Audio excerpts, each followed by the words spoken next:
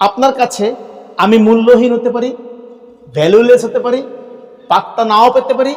আপনার কাছে আমি একটা ফালতু লোকও হতে পারি। একই রকমভাবে আপনিও আমার কাছে একটা ফালতু লোক হতে পারেন, একটা মূল্যহীন লোক হতে পারেন। এটা আপনার এবং আমার সাথের ব্যাপার বা আমাদের ব্যাপার। কিন্তু প্রিয় ভাই এবং বোন, আপনাকে একজন মূল্যবান মনে করেন তার কাছে, আপনি কি সেটা জানেন? আমি যখন পাপের মধ্যে, যখন আমরা জানি না যে আমাদের পরিত্রাণ প্রয়োজন আছে কিনা, যখন আমরা জানি না যে আমাদের অনন্ত জীবনের প্রয়োজন আছে কিনা, আর ঠিক তখন তিনি আমাদেরকে এত মূল্যবান মনে করলেন তার নিজের কাছে, আমাদেরকে এত তার কাছে আপন মনে করলেন, এত বেশি আমাদেরকে তিনি যোগ্য মনে করলেন যে আমাদের ওই অযোগ্যতাই তার কাছে আমাদেরকে মূল্যবান করে দিয়েছে। আর যার ফলে তিনি তার প্রেম আমাদের কাছে প্রকাশ করতে ব্যস্ত হয়ে পড়েছেন। আমি সাধারণত বলি, ঈশ্বর প্রেমে পাগল পারা আপনার জন্য, আমার জন্য। আর তাই তিনি তার প্রেম প্রকাশ করলেন একজাত পুত্র প্রভু যিশুকে দিয়ে। আর যিনি আসলেন পৃথিবীতে আপনাকে এবং আমাকে কোনো কৈফিয়ত না চেয়ে, কোনো প্রশ্ন না করে, কোনো কারণ দর্শন না দিয়ে তিনি সরাসরি পরিত্রাণের ব্যবস্থা করলেন ক্রুশের উপরে। হালেলুয়া! আপনি এমন প্রেমিক কোথায় পাবেন যার কাছে আপনি আপনার অজান্তেই মূল্যবান, যার কাছে আমি আমার অজান্তেই মূল্যবান। হালেলুয়া! আর তিনি তার একটি পরিচয় দিয়ে তার পুত্র প্রভু যিশুকে পাঠালেন যে ইনি আমার প্রিয় পুত্র, ইহাতে আমি প্রীত, ইহার কথা শোনো। প্রিয় ভাই এবং বোন, জন 3:16 বলা হয়েছে, কারণ ঈশ্বর জগৎকে এমন প্রেম করলেন যে আপনার একজাত পুত্রকে দান করলেন, যে কেহ সেই পুত্র প্রভু যিশুকে বিশ্বাস করে সে বিনষ্ট হয় না, কিন্তু অনন্ত জীবন পায়। হালেলুয়া! জয় যিশু। পিতা ঈশ্বরে গৌরব করি যে তিনি আজকে আবার আমাকে আপনাদের সাথে মিলিত হবার সুযোগ করে দিয়েছেন। Hallelujah, hallelujah, hallelujah. লূক 9:35। আর সেই মেঘ হইতে এই বাণী হইল, ইনিই আমার প্রিয় পুত্র, আমার মনোনীত, ইহার কথা শুনো। আর সেই মেঘ হইতে এই বাণী হইল, ইনিই আমার প্রিয় পুত্র, আমার মনোনীত, ইহার কথা শুনো। হালেলুয়া! ঈশ্বর তিনি প্রভু যিশু সম্পর্কে বলছেন, ইনি আমার প্রিয় পুত্র, আমার মনোনীত, অর্থাৎ তিনি সিলেক্টেড, ইলেক্টেড নন, সিলেক্টেড। আমরা যে মনোনয়নকে বলি খ্রিস্ট, অর্থাৎ যিনি ঈশ্বর কর্তৃক পছন্দের এবং মনোনীত। আর তাই আমরা বলি যিশু খ্রিস্ট বা জিসাস ক্রাইস্ট, অর্থাৎ যিনি এই পরিত্রাণ দেবার জন্য মনোনীত, ইহার কথা শোনো। প্রিয় ভাই এবং বোন, ঈশ্বর তিনি এতদিন মানুষের সাথে কথা বলতেন বিভিন্নভাবে, ভাববাদী বা অন্য কিছু দিয়ে, কিন্তু এখন তিনি বলছেন আমার প্রিয় পুত্র যে আমার মনোনীত, আমার পছন্দের, তাকে পাঠালাম, তোমরা তার কথা শোনো, ইহার কথা শোনো।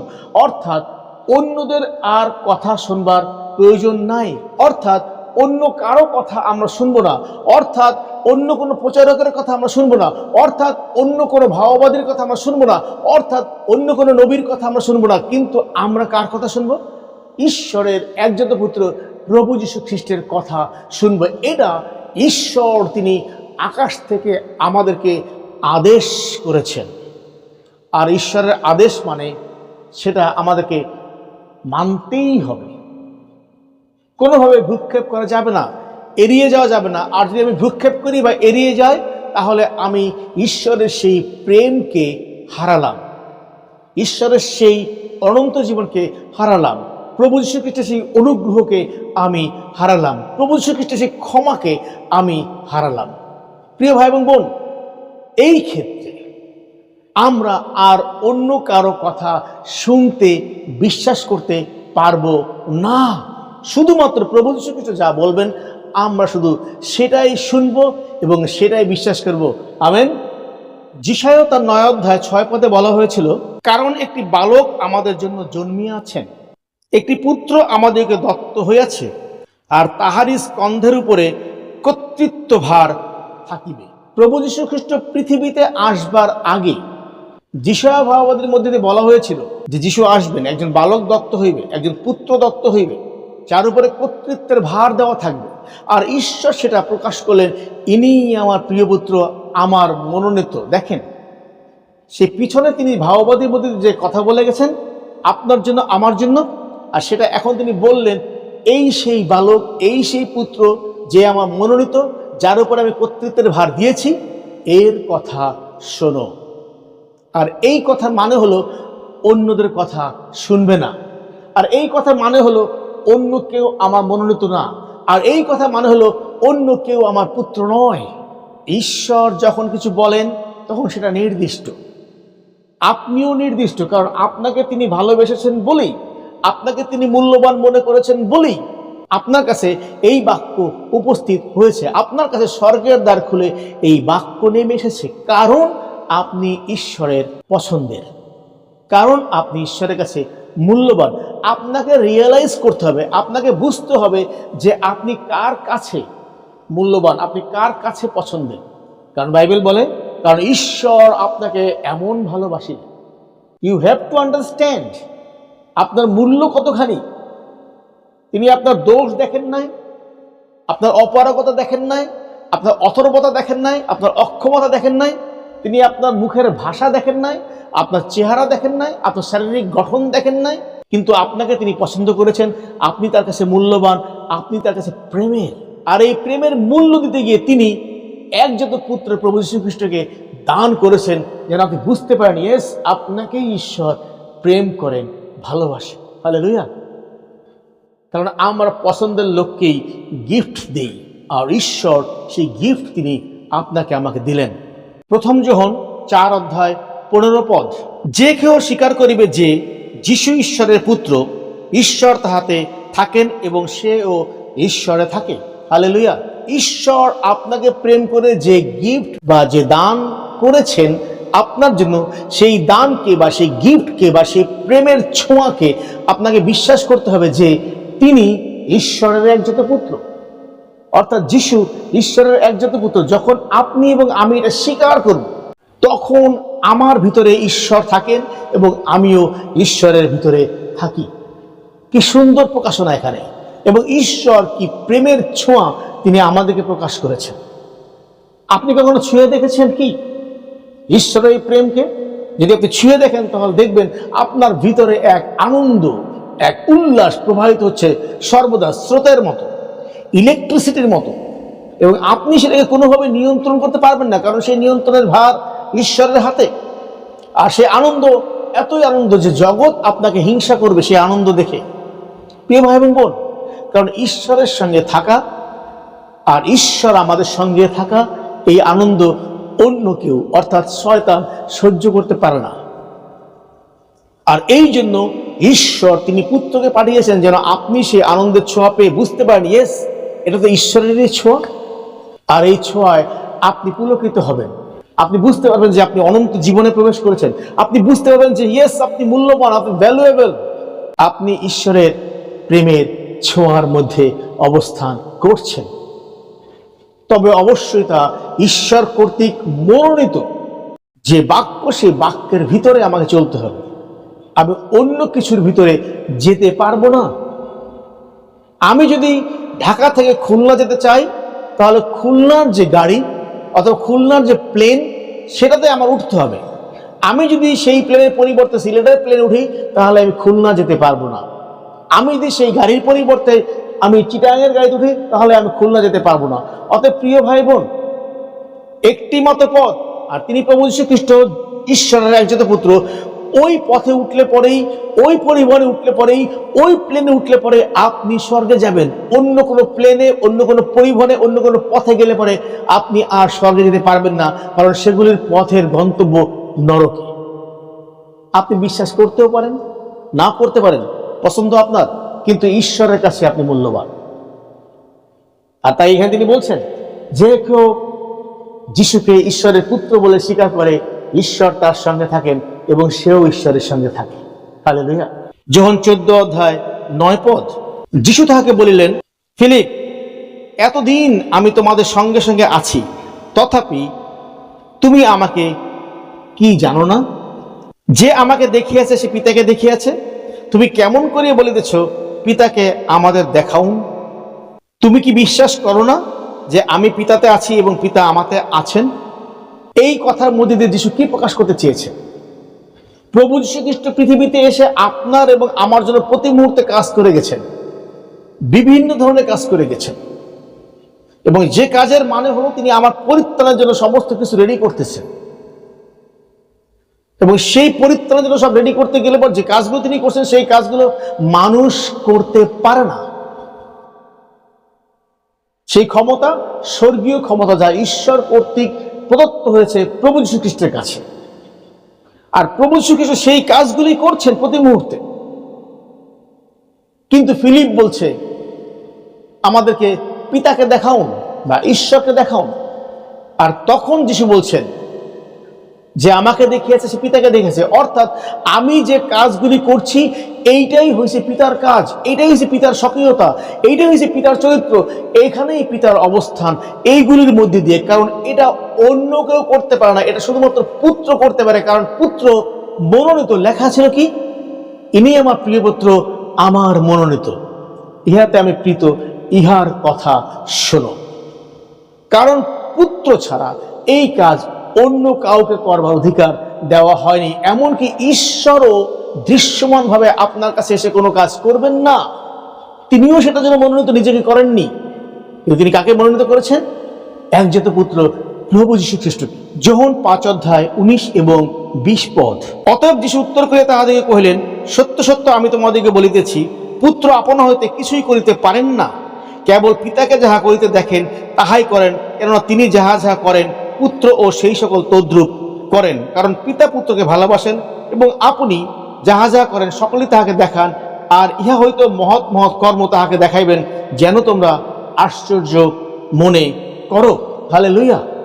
যিশু তিনি তার অপারগতা স্বীকার করেছেন, তিনি সারেন্ডার করেছেন। তিনি আপনার আমার মতো না যে অহংকারের কথা বলবেন। তিনি বলেছেন যে তিনি একা একা বা আপনা আপনি বা নিজে নিজে কোনো কাজ করতে পারেন না। তিনি বলেছেন এই কথা। সে একা একা পাওয়ারফুল নয়, ক্ষমতাশালী নয়। তিনি বলেছেন এই কথা। তিনি পিতাকে গৌরব দিয়েছেন। তিনি বলেছেন, পিতা যা কিছু করেন আমি সেটা দেখি এবং আমি তারপরে সেটা করি। কারণ পিতা সেটা না করলে পরে আমি করতে পারি না, কারণ আমি সেটার জন্য মনোনীত না একা একা কোনো কাজ করবার জন্য। অতএব আমি পিতাকে দেখেছি, এটা করতেছেন, আমি এসে দৃশ্যমান সেটা করছি তোমাদের সামনে, যেন তোমরা দেখে বোঝো, ইয়েস, পিতা আমাদের জন্য এই কাজগুলো করেছেন। এর মানে কি? প্রভু যীশু খ্রিস্ট পৃথিবীতে এসে যতগুলো কাজ আপনার এবং আমার জন্য করেছেন, যা আমরা দেখেছি বা দৃশ্যমান, এমনকি ক্রুশীয় মৃত্যু, এমনকি কবরের সমাধি, এমনকি পুনরুত্থান, এমনকি স্বর্গারোহণ, এমনকি আরো যা কিছু আছে, সবকিছুই প্রভু যীশু খ্রিস্ট ঈশ্বরকে করতে দেখেছেন আগেই। আর সেই ঈশ্বর হলেন তার পিতা। তিনি সেটা করতে দেখেছেন এবং তিনি সেটা করতে দেখার পরে মনোনীত হয়েছেন যেন তিনি এই বিষয়গুলো আমাদের সামনে দৃশ্যমান করেন। আর সেই অদৃশ্য বিষয়গুলো যে পিতা করেছেন আমাদের জন্য প্রেম করে, তিনি সেটা প্রভু যীশু খ্রিস্টের মধ্যে দিয়ে প্রভু যীশুর অনুগ্রহে আমাদের কাছে প্রকাশ করছেন। কারণ সেখানে প্রভু যীশু খ্রিস্ট দৃশ্যমান হয়েছেন আমাদের কাছে সেগুলো প্রকাশ করতে গিয়ে। আর এই জন্য যিশু বলছেন যে আমাকে দেখিয়েছে সে পিতাকে দেখিয়েছে। অর্থাৎ আমি যে কাজগুলো করছি এটা পিতার কাজ করছি, কারণ তিনি সেগুলো করেছেন এবং আমাকে দেখিয়েছে। আর এটাই আমি তোমার কাছে নিয়ে এসেছি। আর এই জন্য ঈশ্বর বলেছেন, ইনি আমার প্রিয় পুত্র, আমার মনোনীত, ইহার কথা শোনো।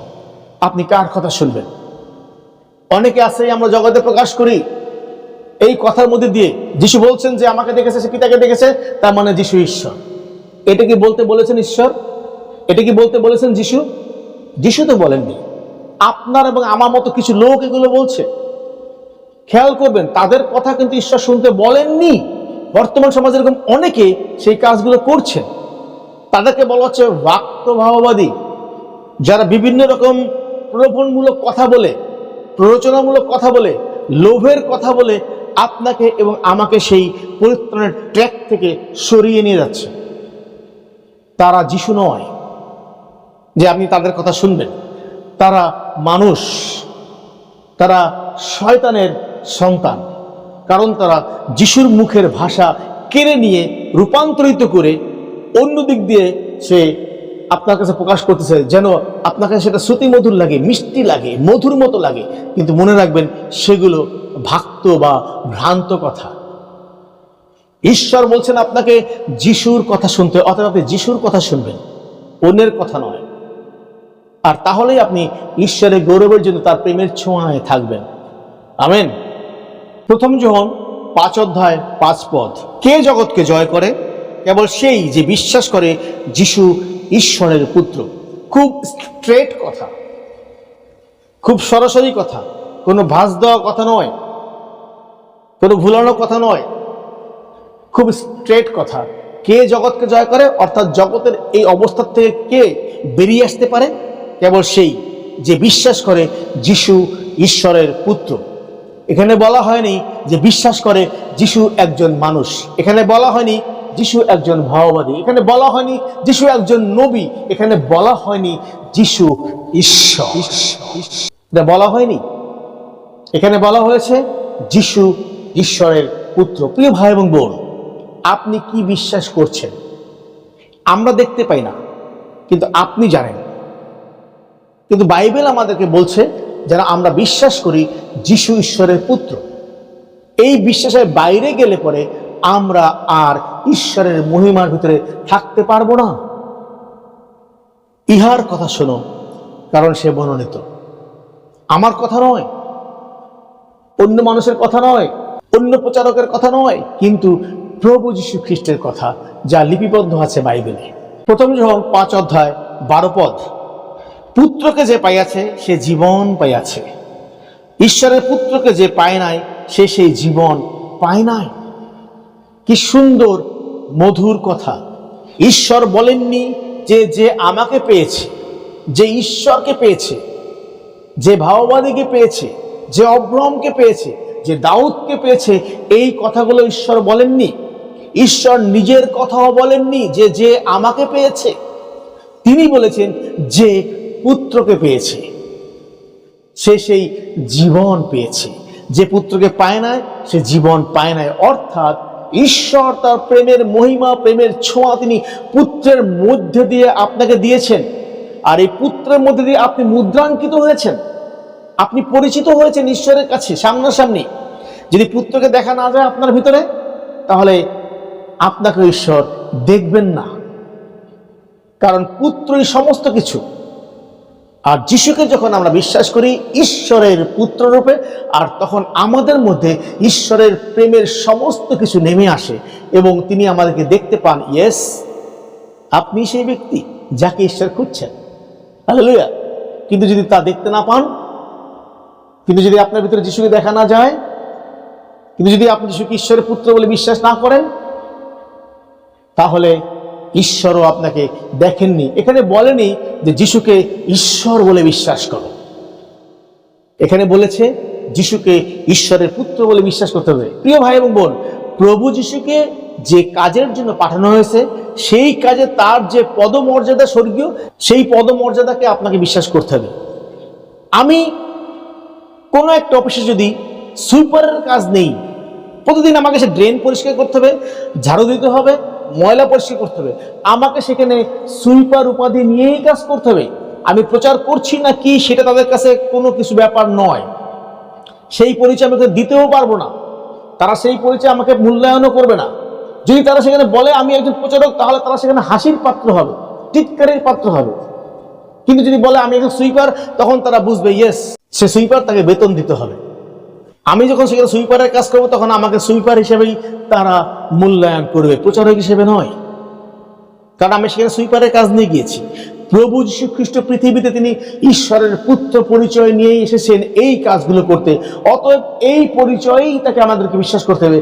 অন্য কোনো পরিচয় দিয়ে তাকে বিশ্বাস করতে গেলে পরে আপনি সেখান থেকে ডিসকানেক্ট হয়ে যাবেন, ডিস্ট্র্যাক্ট হয়ে যাবেন। ঈশ্বর আপনাকে চিনবেন না, কারণ আপনি ঈশ্বরের বাধ্য থাকেননি। অতএব বিশ্বাস করতে হবে যিশু ঈশ্বরের একজাত পুত্র। আসুন আমরা অন্যের কথা না শুনি, কিন্তু প্রভু যীশু খ্রিস্টের কথা শুনি। প্রথম যোহন 2:22-23 পদ। যিশুই খ্রিস্ট, ইহা যে অস্বীকার করে সে বই আর মিথ্যাবাদী কে? সেই ব্যক্তি খ্রিস্টারই যে পিতাকে ও পুত্রকে অস্বীকার করে। যে কেউ পুত্রকে অস্বীকার করে সে পিতাকেও পায় নাই। যে ব্যক্তি পুত্রকে স্বীকার করে সে পিতাকে পাইয়াছে। হালেলুয়া। খ্রিস্টানি কাকে বলা হয়? যে শয়তানের সন্তান তাকে বলা হয় খ্রিস্টানি। আর তাই থেকে বলা হচ্ছে যিশু যে খ্রিস্ট অর্থাৎ মনোনীত। ঈশ্বর বলছেন আমার মনোনীত। এই মনোনীতকে যদি আমি বিশ্বাস না করি ঈশ্বরের পুত্র রূপে, তাহলে আমি খ্রিস্টানি অর্থাৎ আমি শয়তানের। কি লেখা আছে এখানে? যে পুত্রকে পাইয়াছে সে পিতাকে পাইয়াছে, যে পুত্রকে পায় না সে পিতাকে পায় না। প্রিয় ভাই এবং বোন, যদি আপনি যিশুকে ঈশ্বর মনে করেন তাহলে আপনি খ্রিস্টানি, কারণ আপনি যিশুকে পুত্র বলে মেনে নেননি। কারণ যিশু ঈশ্বর হিসেবে এখানে আসেননি। যিশুর একটা পদমর্যাদা নিয়ে তিনি এখানে আসেন, সেটা কি? তিনি ঈশ্বরের একজাত পুত্র। এই পরিচয় নিয়ে তিনি স্বর্গের থেকে নেমেছেন এখানে। কিন্তু আপনি অন্য পরিচয় তাকে প্রকাশ করে চাচ্ছেন, অতএব আপনি খ্রিস্টানি অর্থাৎ আপনি শয়তানের। কারণ শয়তান বারবার চাচ্ছে প্রভু যীশু খ্রিস্টের সেই পরিচয়টাকে যেন কোনো না কোনো ভাবে সে আপনার মন থেকে দূর করে দিতে পারে। ফলাফল কি? আপনাকে সে জয় করলো, আপনি আর জগৎকে জয় করতে পারলেন না। অতএব যদি জগৎকে জয় করতে হয় তাহলে বিশ্বাস করতে হবে যিশু ঈশ্বরের পুত্র। যদি ঈশ্বরকেই পেতে হয় তাহলে আপনাকে বিশ্বাস করতে হবে যিশু ঈশ্বরের একজাত পুত্র। কিন্তু যদি আপনি বলেন যিশু ঈশ্বর, তাহলে আপনি সবই হারাবেন, কারণ ওটা প্রভু যীশু খ্রিস্টের পদমর্যাদার নাম নয়।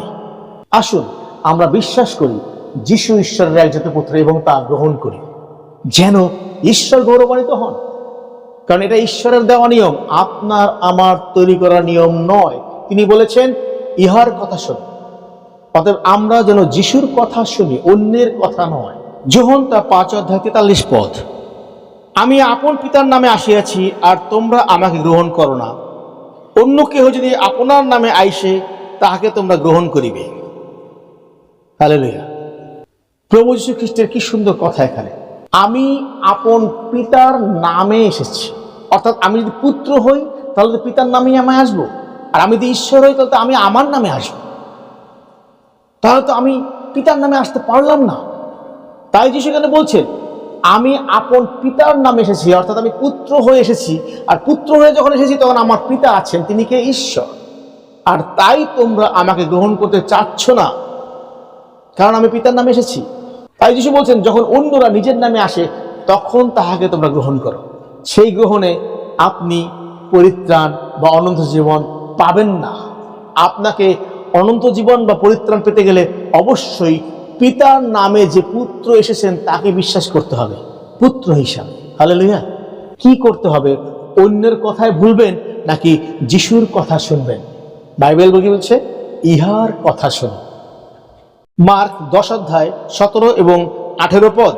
পরে তিনি বাহির হইয়া পথে যাইতেছেন, এমন সময় একজন দৌড়াইয়া আসিয়া তাহার সম্মুখে জানু পাতিয়া জিজ্ঞাসা করিল, হে সদ্গুরু, অনন্ত জীবনের অধিকারী হইবার জন্য আমি কি করিব? যিশু তাহাকে কহিলেন, আমাকে সৎ কেন বলিতেছ? একজন ব্যতিরেকে সৎ আর কেহ নাই, তিনি ঈশ্বর। এই লোকটি একজন ধনী লোক। তিনি জানু পাতলেন প্রভু যীশু খ্রিস্টের সামনে এসে, দৌড়ে এসে, এবং যিশুকে তিনি সদ্গুরু বলে সম্বোধন করলেন। যিশু সঙ্গে সঙ্গে এই সম্বোধনকে ডিনাই করলেন, এড়িয়ে গেলেন, না উত্তর দিলেন যে না, আমি সদ্গুরু নই, সৎ একজন, তিনি কে? ঈশ্বর। প্রিয় ভাই এবং বোন, এই কথা আমাদের কাছে প্রকাশ করে যে ঈশ্বর তিনি যিশু নন। পৃথিবীতে তিনি ঈশ্বরের পুত্র হিসেবে এসেছেন। যিনি ঈশ্বর তিনি সৎ। অতএব যিশু নিজেও সেই কথা বলছেন, সৎ আমাকে কেন বলছো? সৎ একজন, তিনি ঈশ্বর। প্রিয় ভাই এবং বোন, আমরা কেন সেই ভুলটি করছি? আমরা কেন যিশুকে ঈশ্বরের পুত্রের স্থান থেকে তুলে নিয়ে ঈশ্বরের স্থানে বসাচ্ছি? কেন আমরা ভুলে যাচ্ছি যে আমাকে পরিত্রাণ পেতে গেলে এই পুত্রের কাছে আসতে হবে? কেন আমরা সেই জায়গা থেকে সরে আসছি? আমাদের সমস্যা। অতএব আসুন আমরা অন্যের কথা না শুনি। অতএব আসুন আমরা শয়তানের কথা প্রভাবিত না হই। অতএব আসুন আমরা বাইবেলের কাছে আসি।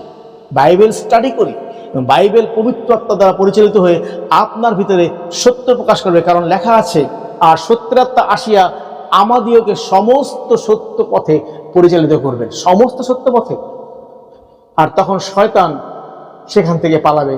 আর শয়তানকে আপনি পালাতে দিচ্ছেন না, শয়তানকে আপনি ধরে রাখছেন বিধায় আপনার কাছে শয়তান তার সমস্ত কার্যকলাপ দিয়ে আপনাকে কিনে নিচ্ছে, প্রভু যিশুর কাছে আসতে দিচ্ছে না। যিশু ঈশ্বরের একজন পুত্র, তাহার কথা শোনেন, তাহলেই ঈশ্বর গৌরবান্বিত হবেন। মথি 3:4 পদ এবং মথি 8:29 পদ। একটি জায়গায় শয়তান সরাসরি, আরেকটি জায়গায় ভূতগ্রস্ত একজন লোক, দুজনেই তারা যিশুর কাছে আসলো। শয়তান এসে বলছে, তুমি যদি ঈশ্বরের পুত্র হও তাহলে পাথরগুলিকে বলো রুটি হতে। প্রিয় ভাই এবং বোন, শয়তান কিন্তু জানে যিশু ঈশ্বরের পুত্র। আপনি কি জানেন যিশু ঈশ্বরের পুত্র কিনা? আমি কি জানি? কেন আমরা যিশুকে ঈশ্বর বলছি? শয়তান কিন্তু ঠিক অ্যাড্রেস করেছে, তুমি যদি ঈশ্বরের পুত্র হও। আজকে আমাকেও জানতে হবে যিশু ঈশ্বরের পুত্র। আর সেই ভূতগ্রস্ত লোক সে বলছে, হে যিশু, পরস্পর ঈশ্বরের পুত্র, আপনার সঙ্গে আমাদের সম্পর্ক কি? খ্রিস্টানদের প্রিয় ভাই এবং বোন, সেই ভূতগ্রস্ত লোকটিও জানে যিশু পরস্পর ঈশ্বরের পুত্র। আপনি কি জানেন? নাকি আপনি সেই ওদের কথায় প্রলোভিত হয়ে যিশুকে ঈশ্বর বলছেন? প্রিয় ভাই এবং বোন, আপনি কি পরিত্রাণ পেতে চান? আপনি কি ঈশ্বরের প্রেমের ছোঁয়া চান? তাহলে ঈশ্বর বলছেন, ইনি আমার প্রিয় পুত্র, ইহার কথা শোনো। যোহন তার 10:25 পদ থেকে। যিশু উত্তর করিলেন, আমি তোমাদেরকে বলিয়াছি, আর তোমরা বিশ্বাস করো না। আমি যে সকল কার্য আমার পিতার নামে করিতেছি, আমার পিতার নামে করিতেছি, সেই সমস্ত আমার বিষয়ে সাক্ষ্য দিতেছে, কিন্তু তোমরা বিশ্বাস করো না, কারণ তোমরা আমার মেষদের মধ্যে নহ। যারা বিশ্বাস করে না তারা যিশুর মনোনীত মেষ নয়। আমার মেষেরা আমার রব শুনে, আর আমি তাহাদেরকে জানি, এবং তাহারা আমার পশ্চাৎগমন করে, আর আমি তাহাদেরকে অনন্ত জীবন দিই, তাহারা কখনোই বিনষ্ট হইবে না। যিশু সেই মেষদেরকে অনন্ত জীবন দেন, তাহারা কখনো বিনষ্ট হইবে না। আমার পিতা যিনি তাহাদের আমাকে দিয়াছেন, তিনি সর্বাপেক্ষা মহান। প্রভু যীশু খ্রিস্ট তিনি পিতার বিষয়ে কথা বললে পরে কিন্তু তিনি মহিমা প্রকাশ করেন পিতা, আর তিনি এখানে বলছেন সর্বাপেক্ষা মহান। এবং কেহই পিতার হস্ত হইতে কিছুই কাড়িয়া লইতে পারে না। যিশু বলছেন যেমন যে আমার হস্ত হইতে তা কাড়িয়া লইতে পারে না, তেমনি পিতার হাত থেকেও তা কেড়ে নিতে পারে না। এই বিষয় আমি এবং পিতা এক, এটা প্রকাশ করছে এখানে এই কথার মধ্যে দিয়ে। অর্থাৎ সে মনোনীত মেষ যারা অনন্ত জীবন পাবে, যারা যিশুর পশ্চাৎ আসতেছে, যারা যিশুর রব শুনে, ঈশ্বর বলছেন ইহার কথা শোনো। আমরা যারা সেই ইহার কথা অর্থাৎ যিশুর কথা শুনি, তারা সেই মনোনীত মেষ। এদেরকে কেউ কেড়ে নিতে পারে না, না যিশুর হাত থেকে, না ঈশ্বরের হাত থেকে। এই ক্ষেত্রে যিশু এবং ঈশ্বর একই চরিত্রের, একই স্বভাবের, কেউ কেড়ে নিতে পারে না। আমরা অনেক সময় বলি না আমাদের কোনো বন্ধুদেরকে দেখলে, আরে তোর তো দেখতে আমার একদম ভাইয়ের মতন, আরে তোর তো দেখতে আমার একদম বোনের মতন, আরে তোর তো দেখতে আমার বড় মামার মতন। ঠিক একই রকম অবস্থা যখন আমরা এই ক্যারেক্টারগুলো দেখি, প্রভু যিশু যা করছেন এই কাজগুলো তো ঈশ্বরের মতন, ঈশ্বরের কাজের মতন। আর তখন আমরা এই কথা বলে থাকি যে সে ঈশ্বরের লোক, সে ঈশ্বরের মতো কাজ করছে, বা সে যিশুর লোক, যিশুর মতো কাজ করছেন। আর তাই যিশু বলছেন আমিও পিতা এক, এই কাজের জন্য, মানে এই কাজ আমি একদম ঈশ্বরের মতন করে করি, কারণ তিনি আমাকে এই কাজ করতে বলেছেন। আমেন। যোহন 10:36 পদ থেকে। শাস্ত্রের খণ্ডন তো হইতে পারে না, তবে যাহাকে পিতা পবিত্র করিলেন ও জগতে প্রেরণ করিলেন, তোমরা কি তাহাকে বলো যে তুমি ঈশ্বর নিন্দা করিতেছ? কারণ আমি বলিলাম যে আমি ঈশ্বরের পুত্র। যিশু বললেন যে তিনি ঈশ্বরের পুত্র। যিশু বললেন যে তিনি ঈশ্বরের পুত্র। যিশু বললেন যে তিনি ঈশ্বরের পুত্র। আপনি, আমি, আমরা কে যে আমরা বলছি যিশু ঈশ্বর? আর যখন এটা বলছি তখন আমরা যিশুর পরিচয়কে, যিশুর আইডেন্টিটিকে আমরা অস্বীকার করছি, যিশুর পদমর্যাদাকে আমরা অস্বীকার করছি। আমার পিতার কার্য যদি না করি তবে আমাকে বিশ্বাস করিও না, কিন্তু যদি করি আমাকে বিশ্বাস না করিলেও সেই কার্যে বিশ্বাস করো, যেন তোমরা জানিতে পারো ও বুঝিতে পারো যে পিতা আমাতে আছেন এবং আমি পিতাতে আছি। হালেলুয়া। পিতা সাধারণত পুত্রের মধ্যে দিয়ে নিজেকে প্রকাশ করেন এবং পুত্রের কাজে তিনি গৌরবান্বিত হন। আর যিশু বলছেন, পিতা আমাতে আছেন, আমার মধ্যে আছেন, আর এই জন্যই আমি পিতার কাজ করতে পারি। আর তাই তিনি বলছেন, আমিও পিতাতে আছি, কারণ আমি তার বাচ্চা, এই জন্য আমিও পিতাতে আছি। প্রিয় ভাই বোন, আসলে আমরা অন্যের কথা না শুনি, আসুন আমরা কোনো জগতের কথা না শুনি, কিন্তু আমরা যেন যীশু খ্রিস্টের কথা শুনি, কারণ বাইবেল বলছে তাই, তিনি আমার প্রিয় পুত্র, ইহার কথা আসছে। আপনি আমি যদি অন্যের কথা শুনি, তাহলে আমরা ভুল পথে চলে যাই। তারা আমাদের মস্তিষ্ককে বিগড়ে দেবে, শয়তানের পক্ষে নিয়ে দেবে, আর তখন ঈশ্বর অগৌরবান্বিত। খ্রিস্টকে প্রিয় ভাই বোন, আসুন আমরা অন্যের কথা না শুনি, যে কথাগুলো আমাদেরকে ঈশ্বর কাছ থেকে দূরে সরিয়ে নিয়েছে। আসুন আমরা বিশ্বাস করি যিশু ঈশ্বরের পুত্র। আসুন আমরা ওই কথা বিশ্বাস না করি যে যিশু ঈশ্বর, কারণ যিশু নিজেও বলেছেন, আমি ঈশ্বরের পুত্র, যেন ঈশ্বর গৌরবান্বিত হন। আমেন। ধন্যবাদ সবাইকে, ভালো থাকবেন। আসুন আমরা যিশুর পরিচয়ের মধ্যে প্রবেশ করি এবং বিশ্বাস করি যিশু ঈশ্বরের একজাত পুত্র। ধন্যবাদ সবাই।